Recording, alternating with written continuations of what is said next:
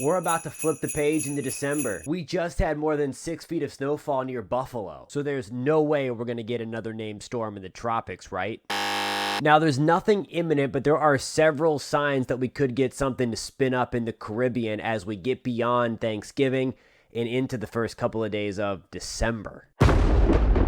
Hey, what's going on? I'm meteorologist Jonathan Kagas, and we talk and track all things weather. So we're going to fast forward right on through Thanksgiving in the United States. We're now looking beyond the last weekend of November. This is going to be on Monday the 28th, and you see a few of the little lines starting to pop up on the SpaghettiOs here.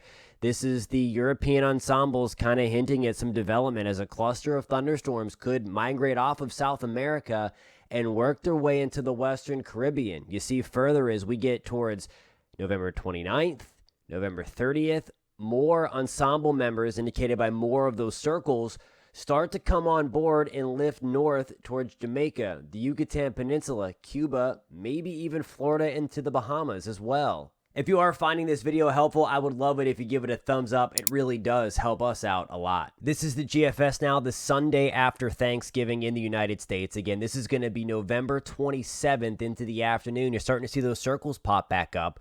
The darker the circle, closer to red, purple, that's the stronger that the individual ensemble member thinks that the storm is going to be. And look how many circles start popping up in the Caribbean, lifting to the north as well. This is now on the November 30th. Getting into December 1st, and we're starting to see more circles lift towards Jamaica, Cuba, possibly the Yucatan, maybe even the eastern Gulf of Mexico. If you are watching from the U.S., I know what you're thinking. The water temperature, it's November. It's got to be much cooler. And it is. If you're watching for the Caribbean, your response back to that is not so fast. So right, it's not the best beach weather in the Gulf of Mexico. You see right off the northern Gulf Coast, we're talking about water temperatures in the 50s and low 60s because of a couple of strong cold fronts that have come through. It's a little warmer in the central Gulf, more like the middle 70s. It could support tropical development, but it's certainly on the lower side. Out over the Gulf Stream in the Atlantic, it is a little warmer. Again, we're talking mid-70s off of the coast of Florida. Still a few readings, again, being estimated there in the lower 80s in between the Bahamas and southeast Florida.